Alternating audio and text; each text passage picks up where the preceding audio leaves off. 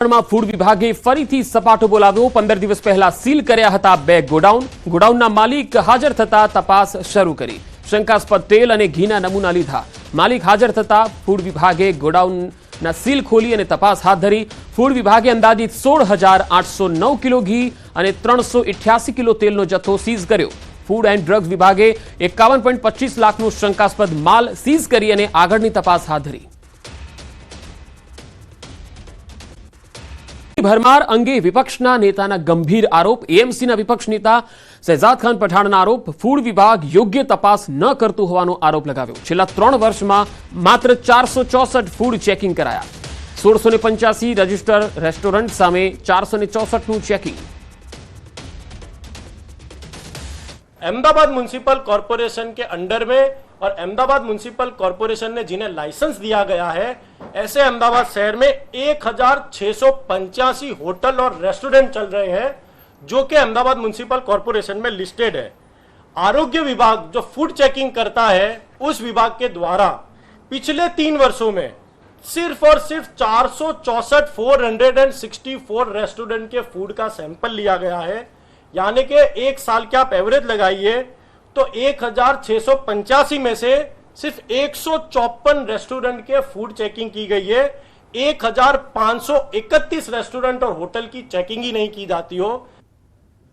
तो विपक्षना नेतानो आरोपनो जवाब standing कमिटीना chairman Devang दाणिया आप्यो। विपक्षना आरोपने सत्तापक्षे खोटा गणाव्या। टेक्नोलॉजीनो उपयोग करीने तपास कराई छे। पहला करता त्वरित कार्यवाही कराई रही छे। बॉडी वॉर्न कैमेरा साथे चेकिंग करायुं छे। 42 जेटला फूड इंस्पेक्टरनी भरती पण थशे। टेक्नोलॉजीनो उपयोग करी बॉडी वॉर्न कैमेरा जे अमारा 16 इंस्पेक्टरो छे ए आपणे वात करीए के बॉडी वॉर्न कैमेरा लई आनु पनीर अथवा तो बीजी वस्तुनु चेकिंग करी रह्या छे। विपक्ष पासे जे आंकड़ो छे ए बिल्कुल ओछो छे, फिगर छे। एना करता वधारे चेकिंग हालमां अलग अलग होटलनी अंदर चाली रह्युं छे। पनीर लेता पहला सावधान थई जजो। अमदावादमांथी फरी शंकास्पद पनीर झड़पायुं। शहरना अलग अलग 5 एकम पर कार्यवाही थई। गोता, वस्त्राल, निकोल सहितमां फूड विभागनी टीमे दरोड़ा पाड्या।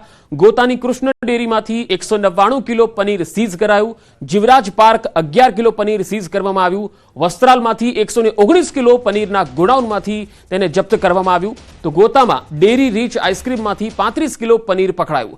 नाथद्वाરની મેન્યુફેક્ચરિંગ યુનિટ હોવાનું ડેરી માલિકે જણાવ્યું। શંકાસ્પદ પનીરનો જથ્થો લેબ ટેસ્ટ માટે મોકલવામાં આવ્યો છે। ડેરીના માલિકે કહ્યું છે કે પનીર નાથદ્વારાથી મેન્યુફેક્ચરિંગનું છે, અહીં પેકિંગ થતું નથી। જો દંડ થશે તો ડેરી માલિક ભોગવવા તૈયાર છે।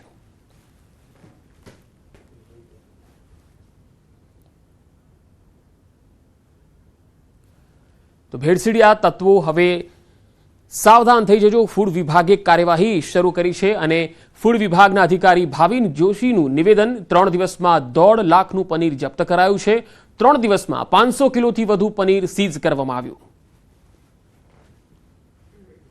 छेल्ला 3 दिवसथी अमदावादमां पनीरना 10 किलोथी वधारे उत्पादक करता होय तेवा एकमो सामे चेकिंग करवानी कार्यवाही हाथ धरवामां आवी छे, जेमां 5 अलग अलग जग्याए 500 किलोथी વધુ શંકાસ્પદ પનીરનો જથ્થો વેચાણ અંતે સ્થગિત કરવામાં આવ્યો છે અને અંદાજિત આ પનીરની કિંમત 1.5 લાખ જેટલી થવાની થાય છે। જે સબસ્ટાન્ડર્ડ પનીર હોય છે તેમાં ફેટનું પ્રમાણ વધારે અથવા ઓછું હોય છે અને પામોલિન તેલનો इस्तेमाल करता હોય છે, જે સ્વાસ્થ્ય માટે પેટના રોગો થવાની સંભાવના હોય। દ્વારકામાં આરોપીના રિમાન્ડમાં ચોંકાવનારા ખુલાસા થયા। એક આરોપીએ કેટલાય નકલી હોદ્દા ધારણ કર્યા।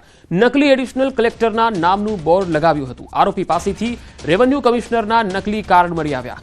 આરોપી પોતાની કાર પર નકલી એડિશનલ કલેક્ટરના નામનું બોર્ડ લગાવતો હતો। આ ઉપરાંત અન્ય કેટલાય નકલી હોદ્દાઓ ધારણ કરી લોકો સાથે છેતરપિંડી કરી હોવાનું ખુલ્યું છે। એડિશનલ કલેક્ટર અને ત્યારબાદ એમપી શાહ મેડિકલ કોલેજના એડિશનલ ડીન, ત્યારબાદ રેવન્યુ કમિશનર। આટલું જ નહીં, એમપી શાહ મેડિકલ કોલેજના ડીન બની વિદ્યાર્થી સાથે પણ છેતરપિંડી કરી। એમબીબીએસમાં એડમિશન આપવાની અને નાર્કોટિક્સના કેસમાંથી બહાર કઢાવવાની લાલચ આપીને રૂપિયા પડાવી લીધા। 2 દિવસ પહેલા નકલી એડિશનલ કલેક્ટરના નામની જે બોર્ડ લગાવેલી કાર છે એ પકડાઈ હતી અને આ વ્યક્તિને પણ પકડી લેવાયો હતો। બનાસકાંઠાના થરાદમાં અસામાજિક તત્વોનો એક વરઘોડો નીકળ્યો। અસામાજિક તત્વો દ્વારા આતંક ફેલાવ્યો હોવાનો વિડીયો વાયરલ થયો હતો। પોલીસે આરોપીઓને ઝડપી ઘટનાનું રીકન્સ્ટ્રક્શન કર્યું। આરોપીઓનું જાહેરમાં સરઘસ કાઢતા અન્ય અસામાજિક તત્વોમાં ફફડાટ ફેલાયો હતો। ની એટલાન્ટિસ બિલ્ડિંગમાં આગ લાગ્યાની ઘટનાને 13 દિવસથી વધુ સમય વીતી ગયા છતાં પણ જવાબદાર વ્યક્તિઓ વિરુદ્ધ પોલીસ ફરિયાદ નોંધાઈ નથી. આ ઘટનામાં 3 નિર્દોષ લોકોએ જીવ ગુમાવ્યા. ત્યારે આ મામલે મહાનગરપાલિકાના ડેપ્યુટી મ્યુનિસિપલ કમિશનર ચેતન નંદાણીએ જણાવ્યું કે એટલાન્ટિસ બિલ્ડિંગમાં જે ત્રુટીઓ હતી એ અન્ય જગ્યાએ ન રહે તે માટેના પ્રયત્નો હાથ ધરવામાં આવશે. એટલાન્ટિસ બિલ્ડિંગમાં આગ લાગ્યા બાદ 628 જેટલી રહેણાંક બિલ્ડિંગમાં ચેકિંગ હાથ ધરાયું છે. જે ચેકિંગ છે એ તો અવિરત ચાલી રહ્યું છે. જે તે સમયે ટીઆરપીની ઘટના પછી સરકાર તરફથી એક એસઓપી રાજકોટ મહાનગરપાલિકાને મળેલ છે અને એ જ એસઓપીમાં થોડા લોકલ આંશિક ફેરફાર કરીને રાજકોટ મહાનગરપાલિકાએ પોતાની અલગ એસઓપી બનાવેલ છે અને એ એસઓપી મુજબ ચેકિંગ અવિરતપણે ચાલુ હતું જ. હાલ જે આપણને વધારાનું માનવબળ મળ્યું છે. લિફ્ટમાં 4 લોકો ફસાયા. સાબરમતી વિસ્તારનો આ બનાવ છે.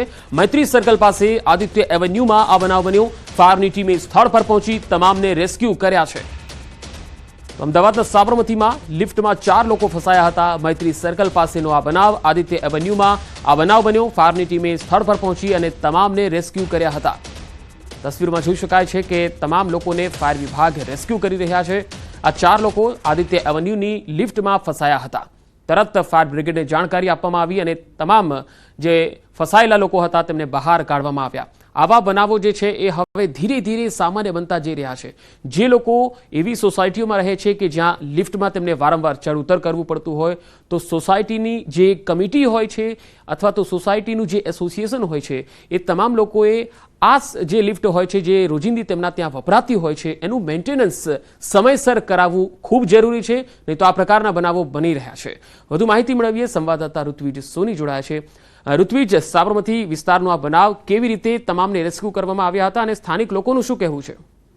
જી પંકજ, વાત કરીએ તો બપોરે લગભગ 12:30 વાગ્યાની આસપાસનો આ બનાવ હતો. ઓએનજીસી મૈત્રી સર્કલ પાસે આદિત્ય એવન્યુ નામની જે બિલ્ડિંગ આવેલી છે કે જે બિલ્ડિંગમાં લિફ્ટ બંધ થઈ જતા 4 લોકો ફસાયા હોવાની જાણ અમદાવાદ ફાયર બ્રિગેડને કરવામાં આવી હતી અને ફાયર બ્રિગેડની ટીમ છે તે તાત્કાલિક ઘટના સ્થળ પર પહોંચી હતી અને આ જે લિફ્ટ બંધ થવાથી જે 4 લોકો ફસાયા હતા તે તમામ લોકોને સહી સલામત રીતે બહાર કાઢી લેવામાં આવ્યા છે. ફાયર બ્રિગેડ દ્વારા જે લિફ્ટનો દરવાજો હતો તે તોડી પાડવામાં આવ્યો હતો અને 4 વ્યક્તિઓને હાલ સહી સલામત રીતે બહાર કાઢવામાં આવ્યા છે. જોકે મહત્વની બાબત તો એ છે કે જે ફસાયેલા લોકો હતા તેમાંથી જે 2 વ્યક્તિ હતા એ ઉંમર લાયક હતા, એટલે કે 54 વર્ષની આસપાસના 2 વ્યક્તિ હતા. એટલે કોઈ પણ પ્રકારની જાનહાનિ થાય તે પહેલા ફાયર બ્રિગેડની ટીમ છે તાત્કાલિક ઘટના સ્થળ પર પહોંચી હતી અને 4 વ્યક્તિઓને સહી સલામત રીતે હાલ બહાર કાઢ્યા છે. જી ઋત્વિજ, આભાર માહિતી આપવા માટે.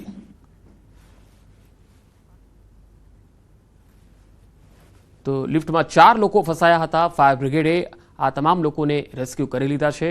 અમદાવાદના સાબરમતી વિસ્તારમાં બનાવ.